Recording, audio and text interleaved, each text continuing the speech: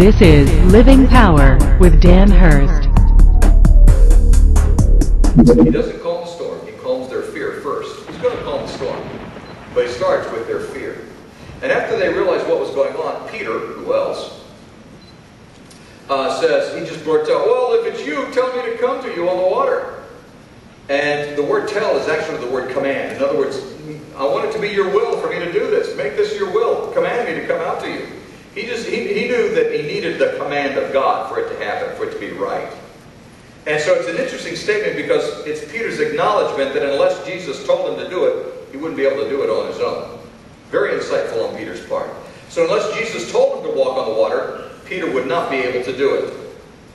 If Peter had said, tell me to walk to you and I'll come out on the water, and Jesus said, okay, yeah, come on out here on the water, and all of the disciples had climbed over the boat, there would have only been one disciple. Because Jesus only said it to one disciple.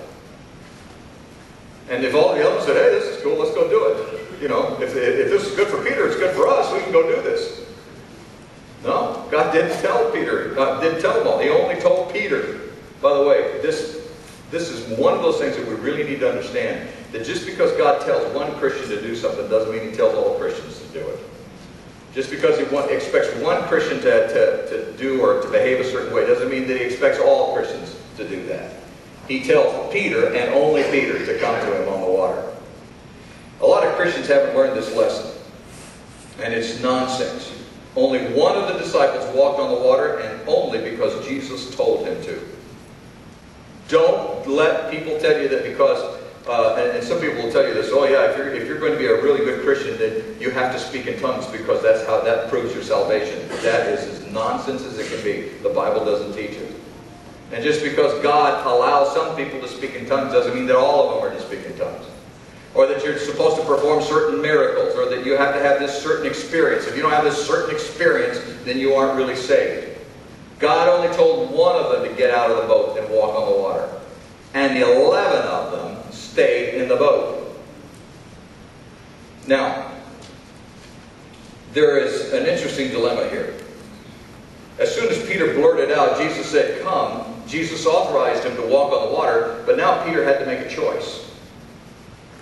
He had to make a choice to either get out of the boat and take Jesus at his word, or stay within the confines of rational behavior and conventional wisdom. You know, go walking out in a storm on the water thinking you could walk on water. Don't do that.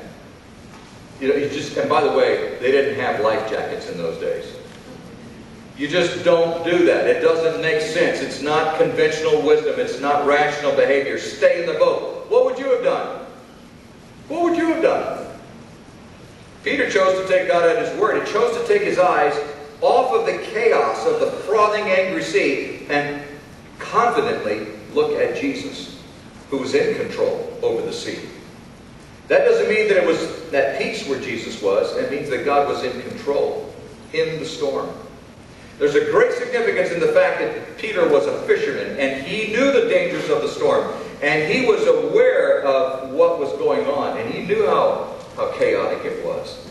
But he was willing and wanting to follow Jesus in and through the storm. And by the way, all of this is still happening in the middle of the storm. The storm is going on in the middle of all of this. And Peter obeys God and he steps out of the water and he walks. He really did walk on the water. It would have been enough of a miracle if it had been a nice, shiny day, simple, beautiful day. But it happened in the middle of the storm. And in the middle of the storm, he steps out and he walks on the water. And, oh, wait, whoa, that's a big wave there. Oh, hey, wait, the boat is a little too far. And he starts to sink. Because he took his eyes off the goal. And started looking at the chaos around him. And he starts to sink. And he did probably the smartest thing anybody could do. He cries out, Lord, save me. Now, Peter, like you, walked a while on the water. You have had times in your life when you've had these great spiritual experiences in your life. And it was like, there's no way to explain it. There's no way to explain what happened in your life. There was some great spiritual experience, and then there was some unexplainable thing that happened, and it wasn't, you just didn't, You didn't just get out of the boat and start sinking. You actually walked on the water for a while.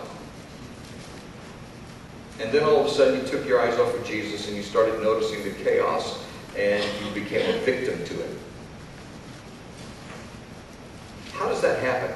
Why does that happen? Well, Jesus answered it with one very simple explanation. He said, "You of little faith." You of little faith.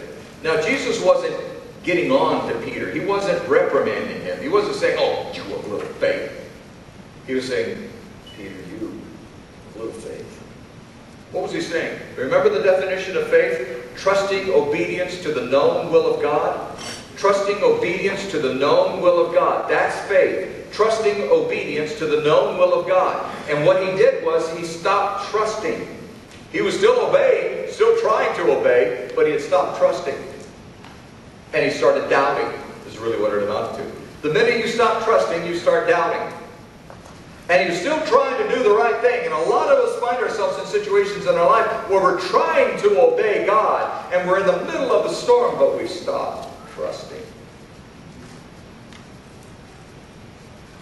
And he said, you stopped trusting. You're of little faith. You've stopped trusting obedience to the known will of God. You know what it is I want you to do, and you're trying to obey me, but you've stopped trusting. And you started doubting. And that's where Peter was in the middle of the storm. He'd been walking on the water. Wouldn't that have been enough to continue your faith? Wow, I did it. I can continue doing this. But no, he started looking at the circumstances and at the chaos in his life, and he started doubting. Still trying to obey God, but started doubting. And God reached down and took him and raised him back up. Let's look at the results as we start wrapping this up. Something very significant happened at this point. And it starts in verse 32. Jesus has now taken Peter by the hand and raised him back up. And they've gone to get in the boat. And verse 32 says, "Then those who were in the boat worshipped him, saying, 'Truly you are the Son of God.' And when they had crossed over, they landed at Gennesaret. And when the men of that place recognized Jesus, they sent word to all the surrounding country, and people brought all their sick to him, and all who had touched him, and all who touched him were healed." Now, something very important that I want you to see. This was, when they crawled back into the boat, they started worshiping him. It was the first time that the disciples called Jesus the Son of God. This was the first time that we have record of. The first time that they referred to Jesus as the Son of God. It was the first time that they acknowledged that he was who he said he was. It's a vivid picture of what worship is. Worship is acknowledging that God is who he says he is and that he's worthy of all praise and obedience. But I want you to notice something. They did this while the storm was still going on. Do you see that? They did this while the storm was still going on. Before the storm stopped, they started worshiping. And then God calmed the storm. They started worshiping in the storm. They started acknowledging that God is who he says he is, and that he can be trusted in the middle of the storm. What your world needs now, more than anything else in the world, what your co-workers need now more than anything else in the world, what your family needs now more than anything else in the world, what your neighbors need now more than anything else in the world, is to know that Jesus is here in the storm, and that he can meet their needs and heal their broken, empty hearts in the storm. We want God to stop the storm. And God says, no, you meet me in the storm, not after the storm. When you start recognizing and believing that Jesus is here in the storm, in the chaos, you'll find healing.